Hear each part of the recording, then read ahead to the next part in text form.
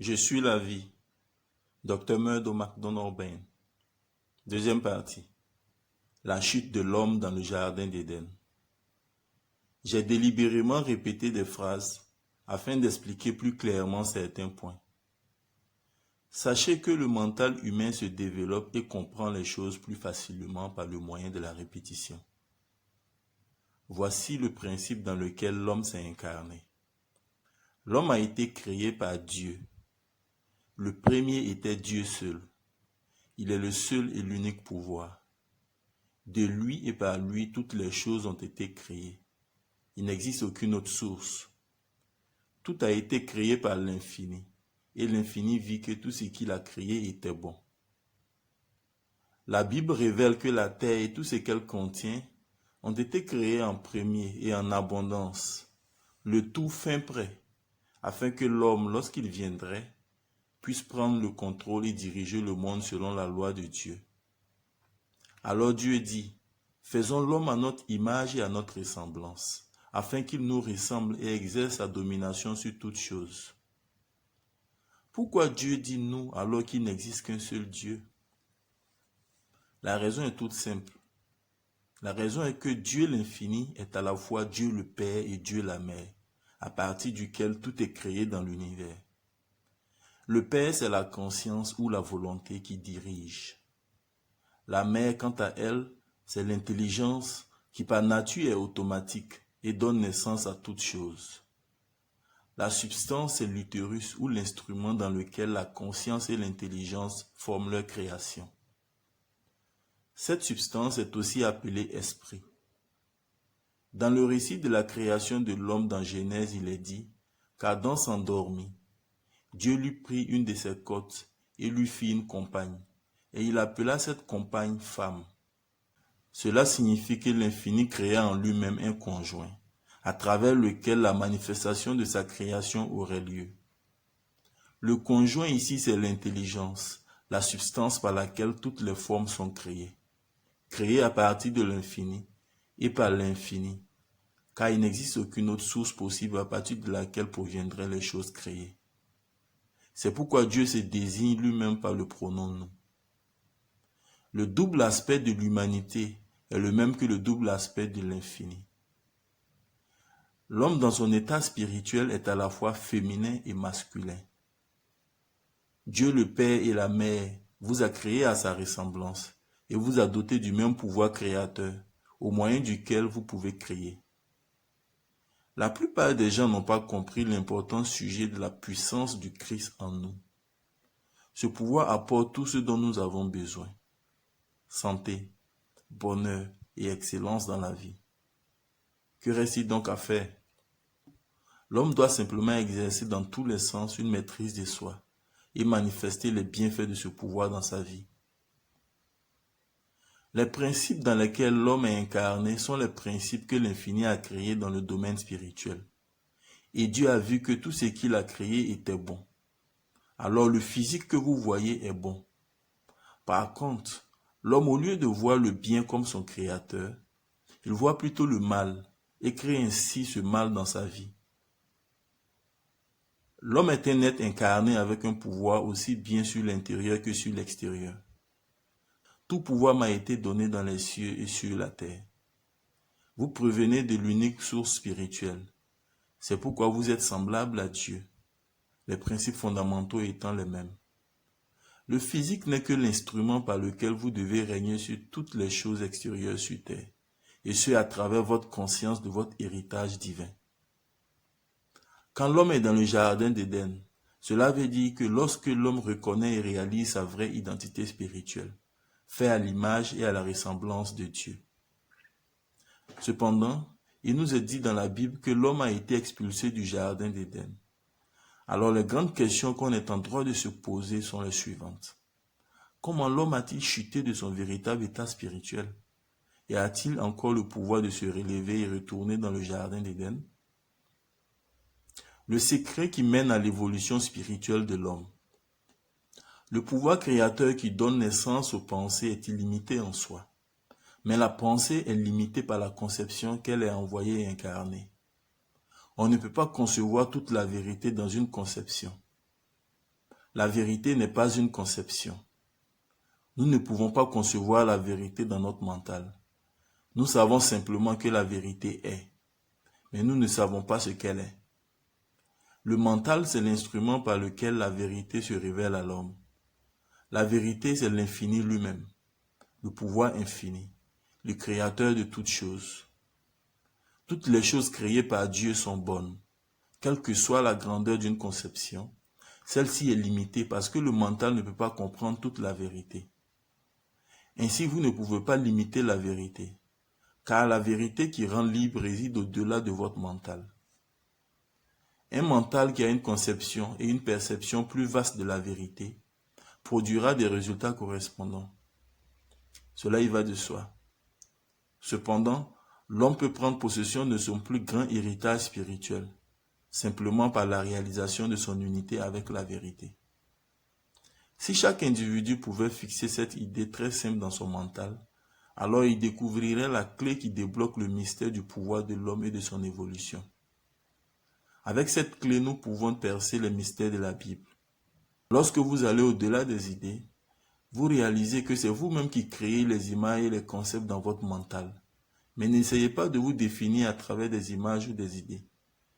Si vous le faites, vous découvrirez que c'est plutôt vous qui créez une idée de la vérité dans votre propre mental. Mais cette création n'est rien d'autre qu'une conception de la vérité.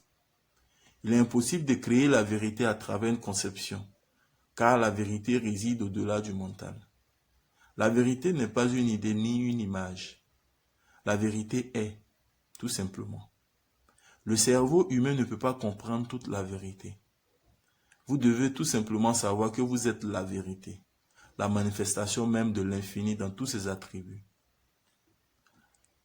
Le monde de cause à effet. Pour comprendre ce monde de cause à effet, sachez qu'en premier lieu, il existe le penseur, encore appelé la cause première, qui est le créateur de toutes choses. Il est la seule vérité et la seule réalité. Deuxièmement, nous avons l'image ou la pensée, encore appelée la cause secondaire. Celle-ci est relative. Troisièmement, nous avons la forme ou la manifestation. Il s'agit de l'effet, qui est aussi relatif. Si vous observez attentivement, vous verrez que vous vivez dans votre mental. Vous vivez dans le domaine des causes secondaires. Vous n'êtes jamais en dehors d'elles, parce que vous ne réalisez pas que vous êtes le penseur. Retenez que le penseur vient en premier. L'infini vous dit clairement, vous n'aurez point d'image devant ma face. Je ne suis point une image. Je suis. Je suis que je suis. Sachez que votre vrai moi est je suis. Le mystère de la vie est révélé dans la Bible à ceux qui comprennent la pensée créatrice. Mais pour ceux qui ne comprennent pas ce grand pouvoir, le sens est caché et c'est bien qu'il en soit ainsi. Le récit de la chute de l'homme dans le jardin d'Éden. L'histoire du jardin d'Éden est une allégorie, et cela est clairement démontré par la nature des deux arbres qui ont poussé au centre du jardin, à savoir l'arbre de vie et l'arbre de la connaissance du bien et du mal. Cette allégorie a été reprise sous plusieurs formes à différentes époques et dans de nombreux pays. Mais le sens de toutes ces histoires est le même. Le jardin dont on parle ici, c'est le jardin de l'âme, et l'arbre de vie, c'est la perception la plus intime de l'esprit, que Jésus qualifie de source d'eau vive qui jaillira jusque dans la vie éternelle pour tous ceux qui le réaliseront. Si vous écoutez et croyez en mes paroles, vous êtes déjà passé de la mort à la vie. C'est le jardin qui est aussi appelé le jardin du Seigneur, le jardin dans lequel l'âme de l'homme est en action et crée. Les plantes que l'homme doit cultiver et dont il doit prendre soin sont ses pensées et ses idées de la vie. Dans le jardin, l'arbre principal, c'est l'arbre de vie. L'autre, c'est l'arbre de la connaissance du bien et du mal. Ces deux arbres sont représentés comme étant au centre du jardin. Ils doivent donc être le point central de notre vie. Car à partir de ce point central, toutes les idées se manifesteront dans le monde physique. La vie humaine est une action qui se déroule dans trois mondes à la fois. Il s'agit du monde spirituel, du monde intellectuel et enfin du monde physique. C'est pourquoi lorsque nous lisons les passages dans la Bible, nous devons savoir de quel monde il s'agit. Le monde spirituel est le suprême et est absolument parfait. Dans le premier chapitre de la Genèse, nous lisons que Dieu vit que tout ce qu'il a créé était bon. Les yeux de Dieu ne voient aucun défaut nulle part dans toute sa création. Et nous devons clairement noter que cette création absolument parfaite inclut l'homme lui-même. Mais une fois que nous descendons dans le monde intellectuel, qui est le monde de la conception des choses par l'homme, les choses deviennent tout à fait différentes. Les idées fausses de l'homme proviennent du fait qu'il ne réalise pas la vraie nature spirituelle des choses, ce qui entraîne une mauvaise application de son pouvoir créateur de pensée, qui produit des résultats correspondants et des idées déformées de la réalité. L'homme applique mal son pouvoir de pensée. L'homme considère qu'en plus de tout ce qui est bon, il existe autre chose qu'il qualifie de mal. Sa nature intellectuelle n'étant pas suffisamment développée, voit le mal dans ce monde comme un pouvoir qui s'oppose au bien. L'intellect est un instrument nécessaire à l'homme. Mais lorsque l'homme se sert de cet instrument comme une chose infaillible, alors il crée l'erreur. Et c'est ainsi qu'il manifeste ses erreurs dans son mental, dans son corps et dans son vécu. C'est toujours la pensée la plus profonde qui se manifeste dans votre vie. La loi du pouvoir de la pensée dit ceci. Vous n'obtenez pas ce que vous voulez, mais vous obtenez plutôt ce à quoi vous pensez profondément.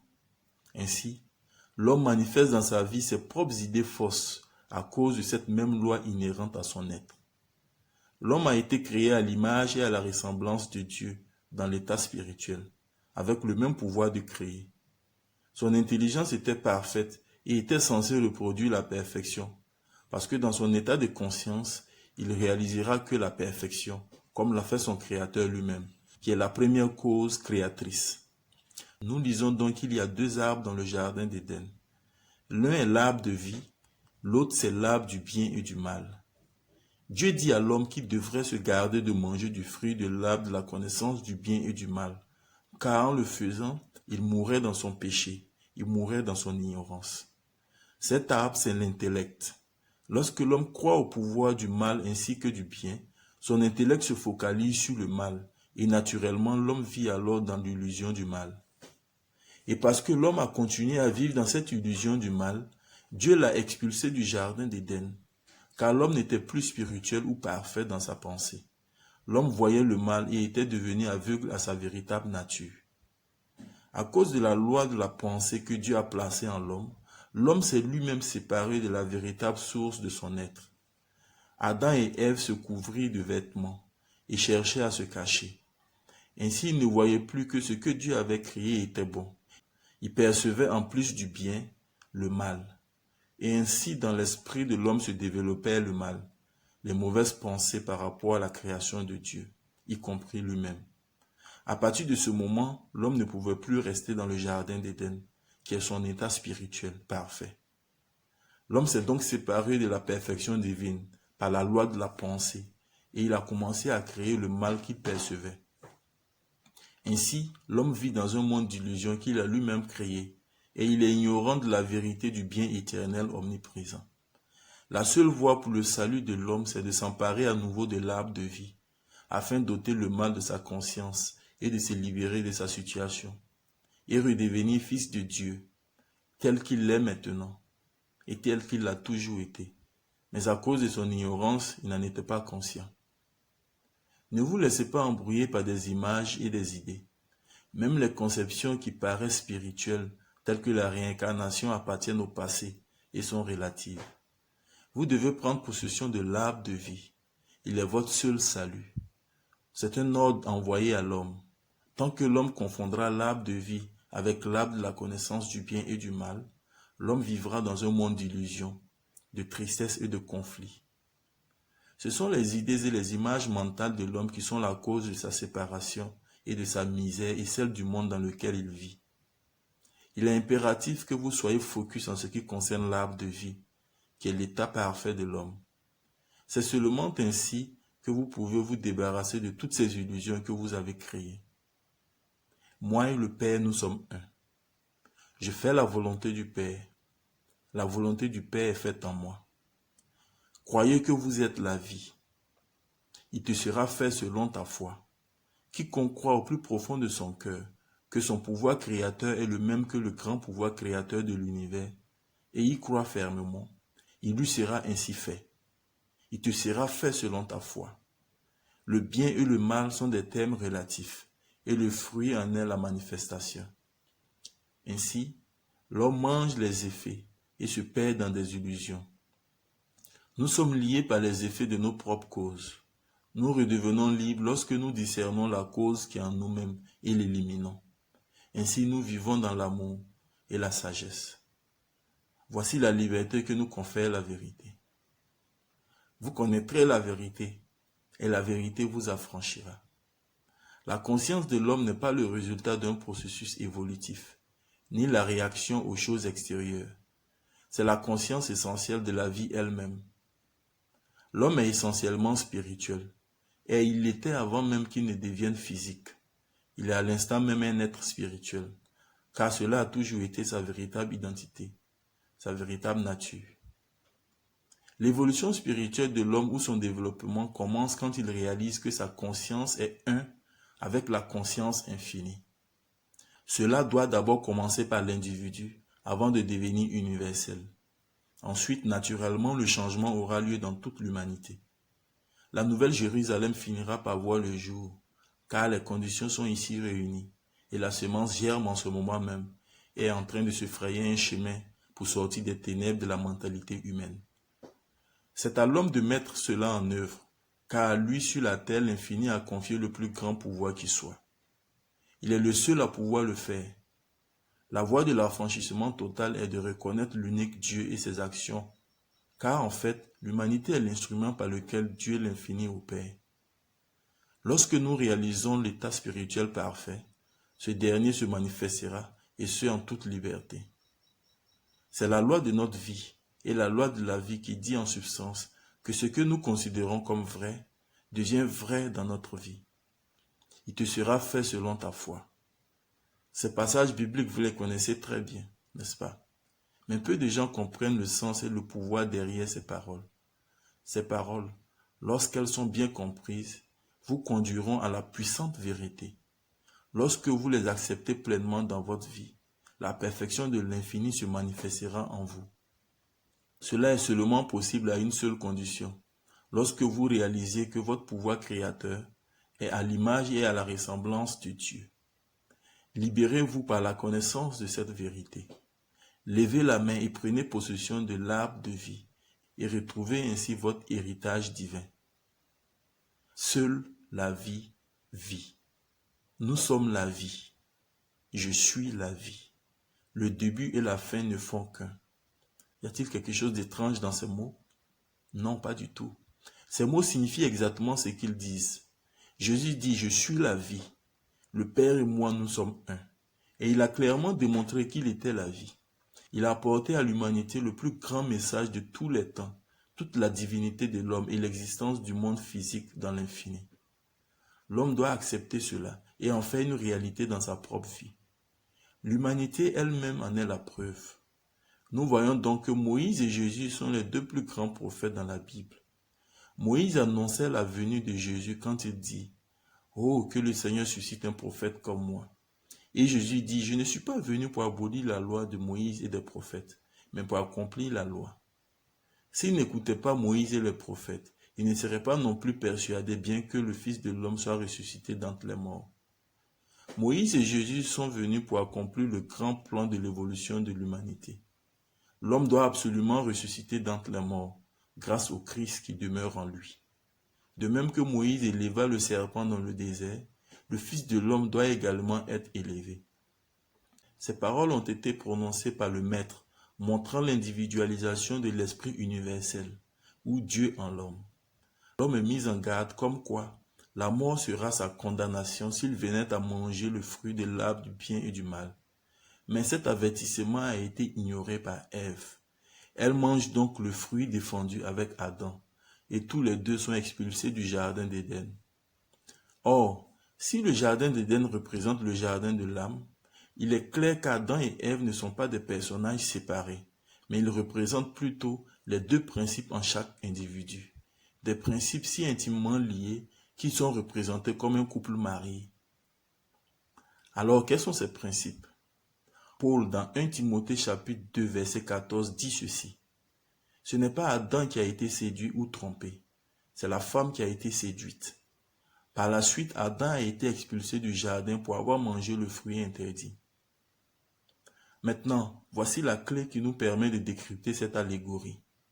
Adam et Ève sont les deux principes en l'homme. Parmi ces deux principes, un est capable d'être trompé ou séduit, et est donc séduit, puis chute en conséquence. L'autre principe, quant à lui, est incapable d'être trompé, mais est néanmoins entraîné dans la chute du premier. Dieu a créé l'homme en premier lieu spirituellement, homme et femme, à son image et à sa ressemblance. Il s'agit ici de l'homme spirituel.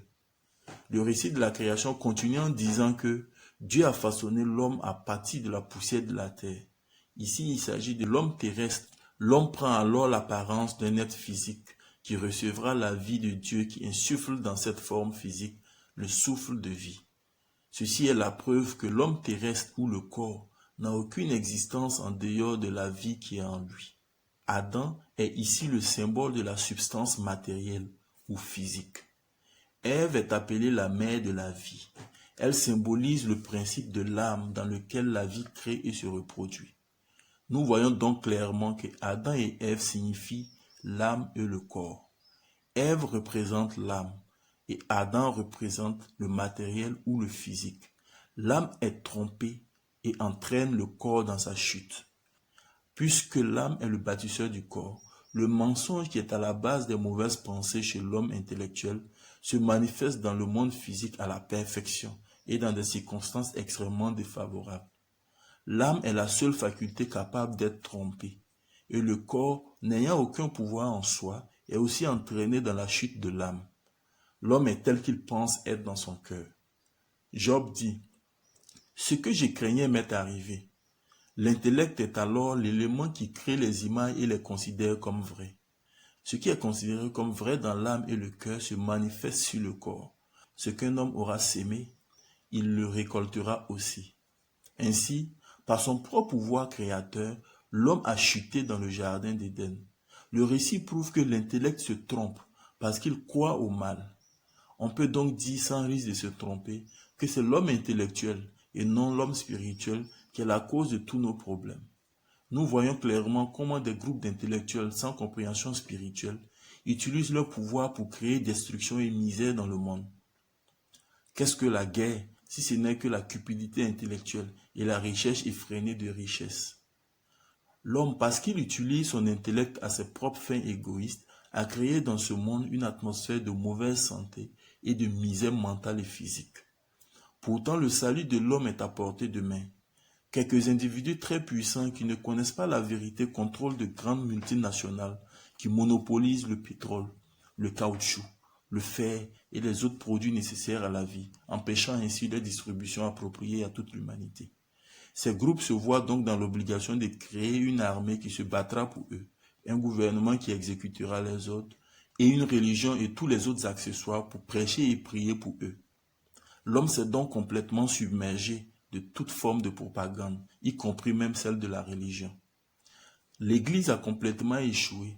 Elle a aidé et encouragé les pratiques mafieuses de nos systèmes politiques, sociaux et économiques, plutôt que de les dénoncer. Ce chaos causé par l'intellect du fait de l'ignorance maintiendra toujours l'homme dans cet état chaotique, jusqu'à ce qu'il parvienne à la réalisation et à la reconnaissance de sa véritable identité.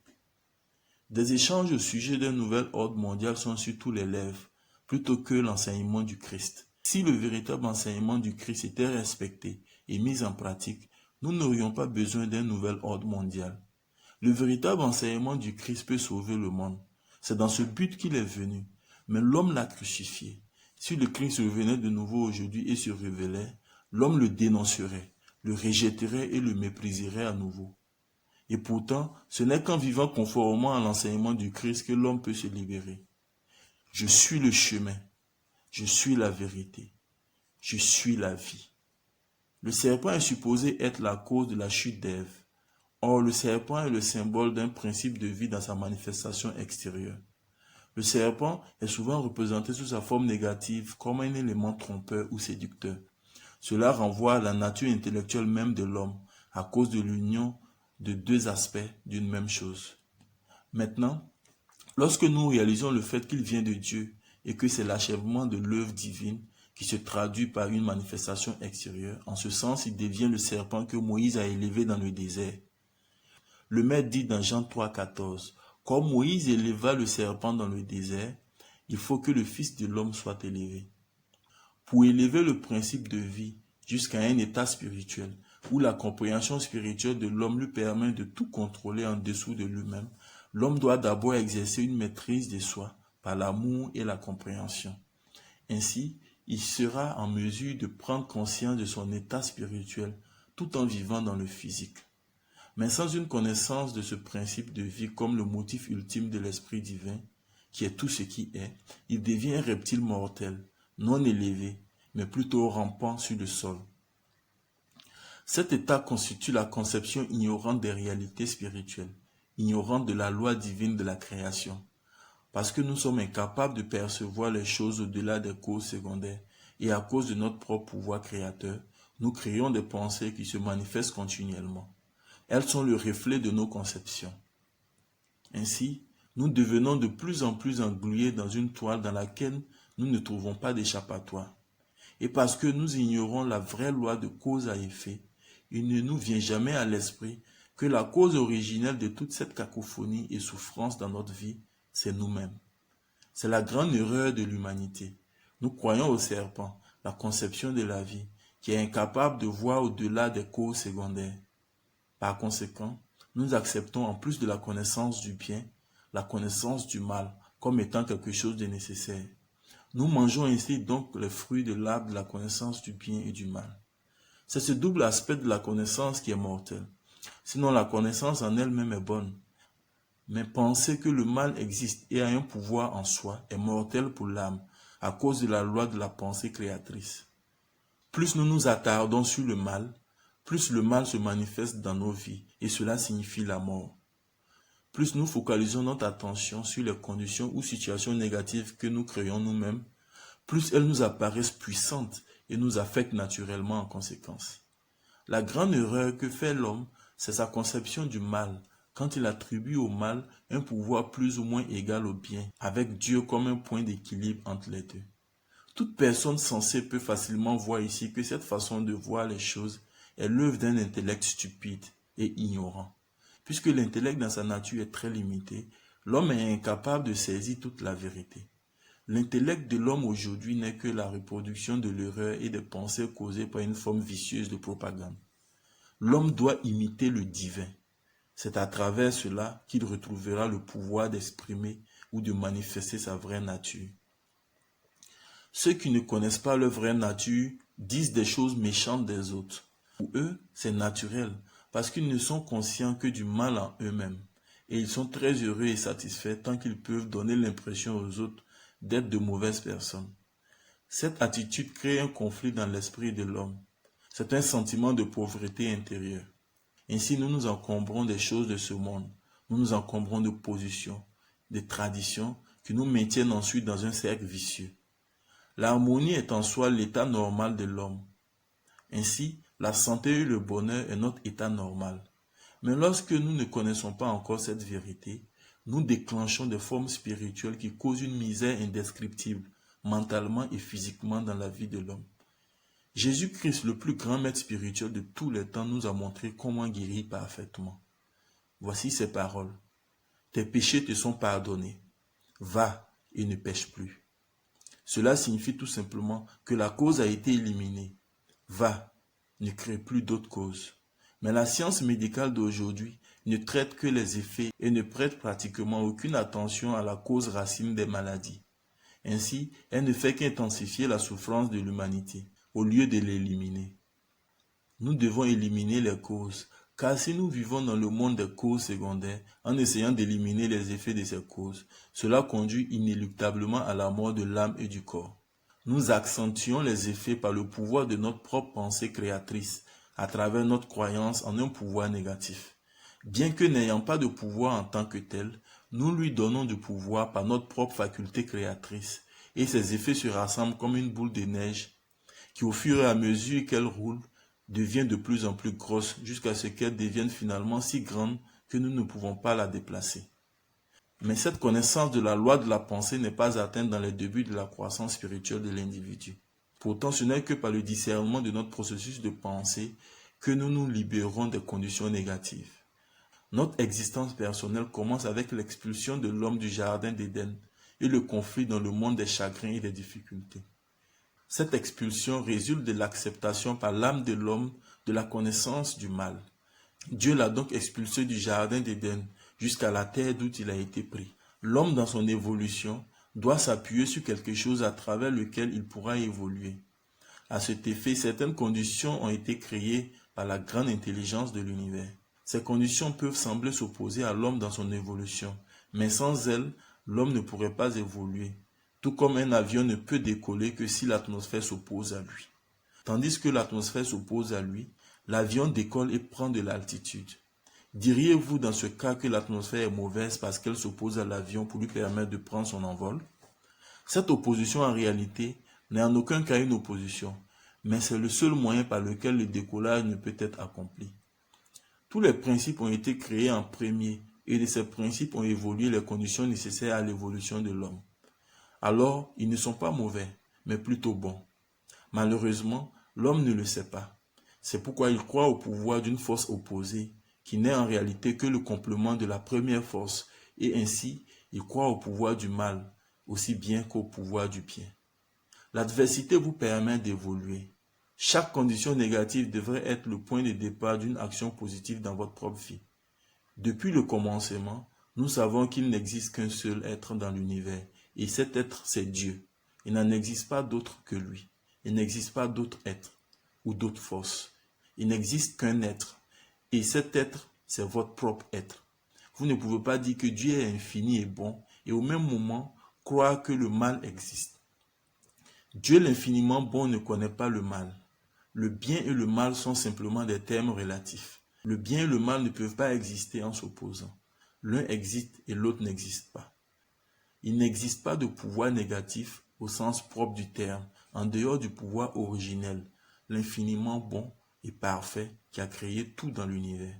Il n'existe pas de pouvoir qui s'oppose au pouvoir omnipotent de Dieu. Le pouvoir négatif dont les humains sont conscients dans leur vie ne s'oppose pas au pouvoir omnipotent de Dieu, mais en est plutôt un complément. Tout comme le pôle nord et le pôle sud, chacun est un aimant qui s'oppose pour créer une attraction. La seule force qui est à l'origine de cela, c'est l'électricité. C'est la même chose dans l'atome. L'électron n'est que le produit du proton. Il y va de même pour nous les humains. Qu'est-ce que la vie si ce n'est l'électricité sous une forme supérieure? Toute l'énergie de l'univers est une forme de manifestation du pouvoir originel et elle crée toujours quelque chose, bien qu'en faisant cela, elle puisse défaire quelque chose d'autre. Ce que nous appelons force négative est en réalité la manifestation de la loi cosmique de transition d'une forme à une autre. La nature est toujours au travail. Elle fait et défait les choses dans le but de créer autre chose. Dans ce sens, au printemps, on voit que les fleurs apparaissent. En été, les fleurs disparaissent, les fruits apparaissent. En automne, on cueille les fruits, les feuilles changent de couleur. En hiver, les feuilles disparaissent et se reposent. Ceci est un cycle qui se répète continuellement. La vie est une perpétuelle action interne. Les conditions que vous qualifiez de négatives ne sont que le passage d'une forme à une autre. Parce que l'homme ne comprend pas cette loi de transition, l'homme pense qu'elle est mauvaise. Par conséquent, à cause de son propre pouvoir intrinsèque à son être, l'homme déclenche le mal dans sa vie parce qu'il ne connaît pas encore la vérité. À côté de la loi de transition, il existe une loi supérieure. Et le seul objectif de la Bible est de nous conduire à la réalisation de cette loi, qui est la loi de la sélection individuelle. Cette loi n'annule pas la loi de transition, car sans transition, il ne pourrait y avoir d'évolution. Et la gloire de la vie intérieure est dans l'évolution ou la manifestation continue. C'est une loi vivante de liberté qui nous conduit progressivement vers notre vraie identité. C'est pourquoi la Bible insiste sur l'affirmation mathématique que Dieu est un, et elle en fait la base de tout ce qu'elle dit du début jusqu'à la fin du livre. Dieu est aussi l'expression de la vie dans la réalité. Tout ce que nous savons de ce pouvoir invisible, c'est l'effet qu'il produit. Dans Jean 3, 12, Jésus enseignant Nicodème dit ceci. Si vous ne croyez pas quand je vous parle des choses terrestres, comment croirez-vous quand je vous parlerai des choses célestes? Lorsqu'on lui demanda lequel était le plus grand des commandements, Jésus répondit, le premier grand commandement est, écoute Israël, le Seigneur ton Dieu est le seul éternel. Tu aimeras le Seigneur ton Dieu de tout ton cœur, de toute ton âme et de toute ta pensée. Et le second grand commandement est, tu aimeras ton prochain comme toi-même. Il n'y a pas d'autre commandement plus grand que ceci. Je ne suis pas venu pour abolir la loi de Moïse et des prophètes, mais pour accomplir la loi.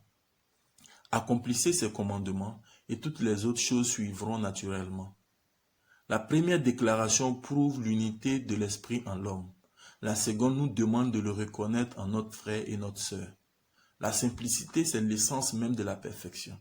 Faites en sorte que cela soit dominant dans votre esprit. Plus nous sommes simples, plus nous sommes parfaits. La vie compliquée vécue aujourd'hui par la plupart des gens est une tragédie. Le mal absolu n'existe pas. Ce que nous considérons comme le mal est le seul et unique pouvoir infiniment bon qui agit comme une force de désintégration parce que nous n'avons pas encore appris à le diriger de manière à remplir la fonction de transition vers des degrés de vie plus élevés sans aucune désintégration de notre personnalité. Même dans notre corps, nous confondons les forces de guérison dans le processus de restauration avec le mal et souffrons ainsi en permanence de notre ignorance. C'est cette action désintégratrice qui donne l'impression que le pouvoir unique et infiniment bon est mauvais, et ce relativement à nous. Et tant que nous nous concevons ainsi liés à elle, elle semble être nulle, équilibrant en elle-même les forces opposées de la vie, la mort, le bien, le mal, la santé, la maladie, etc. La désintégration n'est qu'une séparation afin de construire les formes de plus en plus parfaites de la même chose.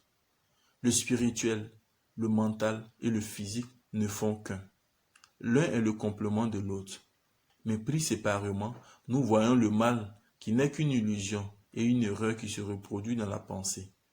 Par conséquent, nous tombons dans l'erreur mortelle qui a causé la chute de l'homme dans le jardin d'Éden. Mais quand nous voyons ces forces telles que l'infini les perçoit, c'est-à-dire très bonnes et parfaites, alors nous découvrons à la fin qu'il en est ainsi. Cette fin, c'est maintenant, tel que le commencement est dans l'instant présent et un avec l'infini. Nous devons tendre la main et nous emparer de l'arbre de vie. Nous, en tant qu'esprit individualisé, ne pourrions pas évoluer sans la connaissance de la loi de cause à effet. Dans ce monde de formes et de phénomènes, où l'Esprit de Dieu est individualisé en l'homme, la loi veut que nous nous découvrions à travers cette loi de cause à effet. Nous parvenons ainsi à la conclusion que nous sommes nous-mêmes la cause de tous les effets qui se produisent dans notre vie. Cette loi est donc nécessaire. Veillez à ne jamais être malheureux en aucune circonstance dans la vie. Dieu est l'amour parfait. Il ne tourne jamais le dos à personne. Il ne garde absolument rien sur le cœur, même contre son fils le plus désobéissant. Ensuite, vous devez pardonner aux autres. Vous ne pouvez pas vouloir être pardonné si vous-même vous refusez de pardonner aux autres. À Dieu, ouvrez entièrement votre âme et vos pensées les plus intimes. Ouvrez-vous à votre vrai moi, le Christ intérieur. Il n'est pas nécessaire de se mentir à soi-même. Libérez-vous, non par introspection, mais en discernant votre action de pensée. La plupart des gens ne réalisent pas comment ils pensent ou quelles sont leurs pensées. Lorsque l'âme est remplie de la lumière divine, il n'y a plus de place pour les ténèbres. L'amour a le pouvoir de toujours atteindre le coin le plus sombre de l'âme et d'illuminer tout l'être entier. Lorsque votre cœur est rempli d'amour, son pouvoir coule continuellement à travers vous. C'est cela l'amour divin. La Bible raconte toute l'histoire de l'humanité, et quand on se connaît soi-même, on connaît l'humanité. Nous sommes tous semblables les uns des autres. Retenez que l'action de votre pensée est toujours créatrice, et le simple fait de considérer le mal comme un pouvoir en soi le rend ainsi, relativement à vous-même. Par conséquent, dès que nous créons le mal, nous commençons à créer dans notre vie ce mal que nous créons. Pour éliminer le mal, nous devons apprendre à ne jamais le craindre. Et cela signifie que nous devons cesser de le reconnaître comme ayant un pouvoir en soi. Notre salut vient donc de la réalisation qu'en réalité, il n'existe rien d'autre que le bien. Le mal n'est qu'une idée dans le mental de l'homme. La vie est toute bonne et parfaite et est l'unique pouvoir qui soit. La seule chose qui empêche l'homme d'utiliser ce grand pouvoir est sa propre conception limitée de lui-même. La vérité n'est que bonne. Cette connaissance permet à l'homme de croître spirituellement. Il tend la main et prend possession de l'arbre de vie. Il vit alors dans l'Éternel, et l'Éternel vit en lui, lui procurant beauté, sagesse et bonheur. Si l'infini conçoit que tout est bien et parfait, qui sommes-nous pour croire qu'il existe le mal? Le mal est une négation que l'homme fait naître en lui-même et par lui-même. Nos difficultés dans la vie nous poussent à implorer Dieu à haute voix, afin d'être soulagés de l'enfer et des souffrances que nous avons nous-mêmes créées. Dieu merci, nos cris ne sont pas vains. Des forces spirituelles descendront sur l'homme et le conduiront hors de sa situation désespérée. Alors l'homme se rendra compte qu'en lui-même se trouve la cause et le remède de ses souffrances. Dans Saint Jean verset 26, le Maître dit: car comme le Père a la vie en lui-même, de même, il a permis au Fils d'avoir la vie en lui. Le Maître indique clairement, sans l'homme d'un doute, que la vie dans le Père, Dieu, est la même que dans le Fils, l'homme. C'est l'arbre de vie qui, lorsqu'il sera saisi, sera pour l'homme la vie éternelle. L'homme apprendra par expérience que le mal découle de sa propre conception erronée et n'est en aucun cas fondé sur la vérité, mais plutôt le contraire. S'il était possible à l'homme d'atteindre une connaissance qui lui permettrait de vivre éternellement avant d'acquérir cette expérience, le résultat serait une immortalité de la misère.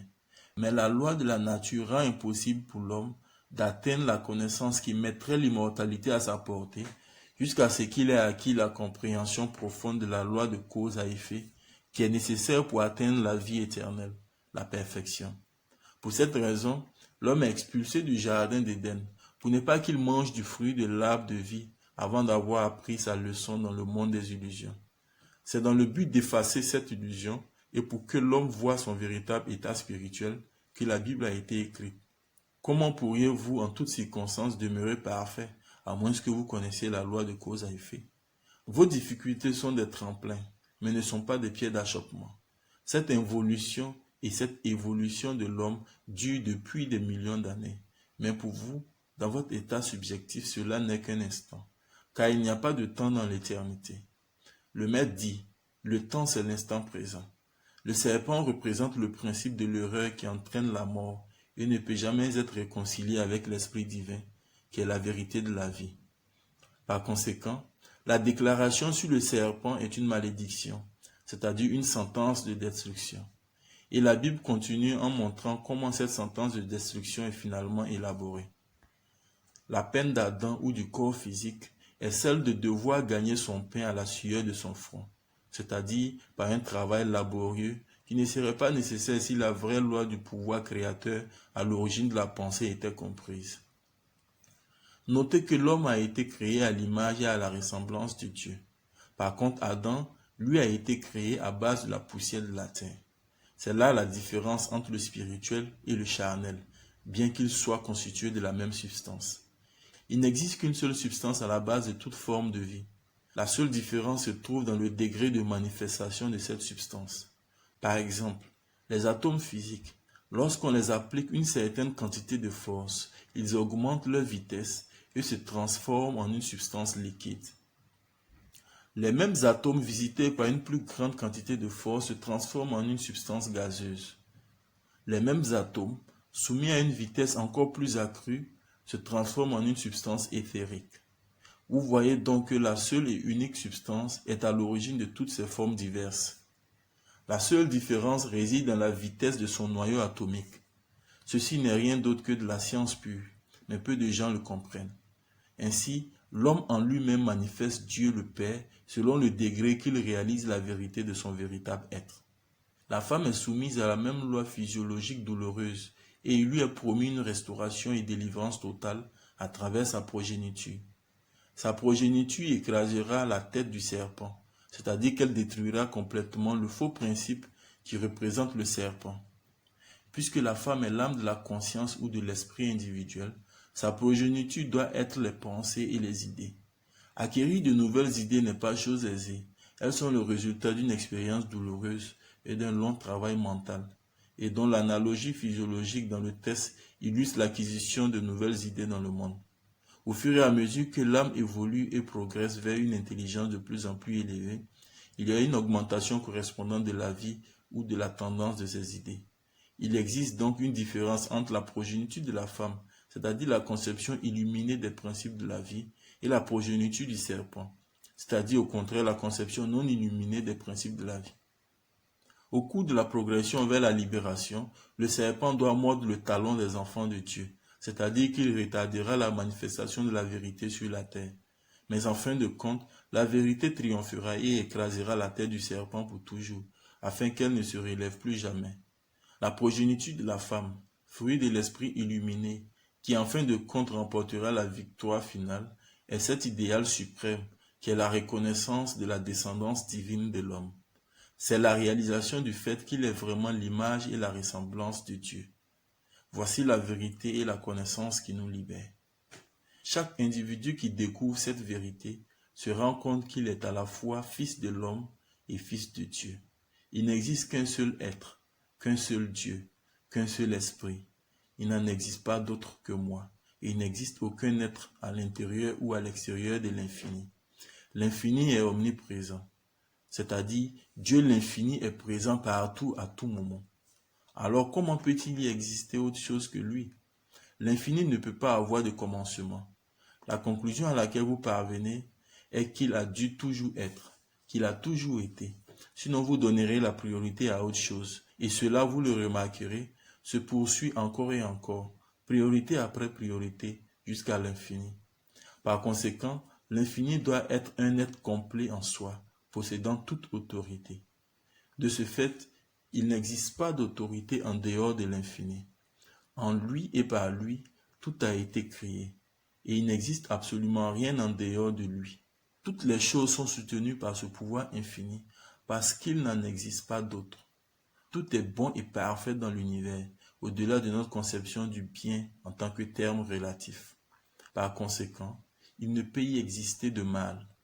Comment le Fils de l'homme pourrait-il éliminer et guérir les maladies si elles étaient créées par Dieu l'infini? L'infini est unique et l'homme doit se considérer un avec l'infini. Ceci est bien exprimé dans les déclarations suivantes au sujet de l'homme. Ceux qui croient en la chair sont déjà morts. Laisse les morts ensevelir les morts.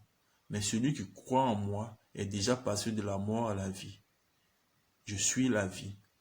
Le Père et moi, nous sommes un. Les maîtres spirituels ne font qu'accomplir la loi divine que Dieu a attribuée à l'homme. Par conséquent, ils deviennent des hommes de Dieu. Et plus ils réalisent la loi de leur propre être, plus ils manifestent ce pouvoir miraculeux. L'importance de la prière du Notre Père est souvent négligée. Que ta volonté soit faite sur la terre comme au ciel. Combien de personnes répètent cette phrase juste comme des perroquets, mais sans pour autant pour leur comprendre le sens véritable. Le ciel, c'est un état d'harmonie, un état de paix et d'abondance, d'amour et de sagesse.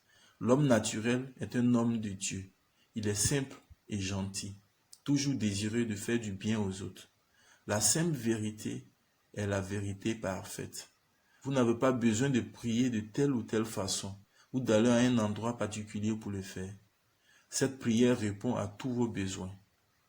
Éternel Père d'amour, je suis ton saint temple, ta demeure parfaite, d'où rayonne ton amour, ta sagesse et ta puissance pour tous tes enfants. Je suis rempli de ton puissant pouvoir de guérison, de ta sagesse inspirée et de ton amour divin. Et en toi je suis glorifié. Mes yeux et mes oreilles sont ouverts. Par ces canaux je vois et entends. Mon esprit reçoit ta vérité éternelle, car tu as fait de moi ton instrument parfait pour l'accomplissement de ta grande et glorieuse œuvre, afin que ta volonté soit faite sur la terre comme au ciel. Ainsi, le récit de la chute de l'homme contient aussi l'énoncé du principe de sa résurrection. Le tout premier chapitre de la Genèse est la quintessence de tout ce que la Bible dévoile ensuite en détail et peut être résumé comme suit. Premièrement, la grande vérité au sujet de l'homme est qu'il a été créé à l'image et à la ressemblance de Dieu, avec un pouvoir de domination sur tout.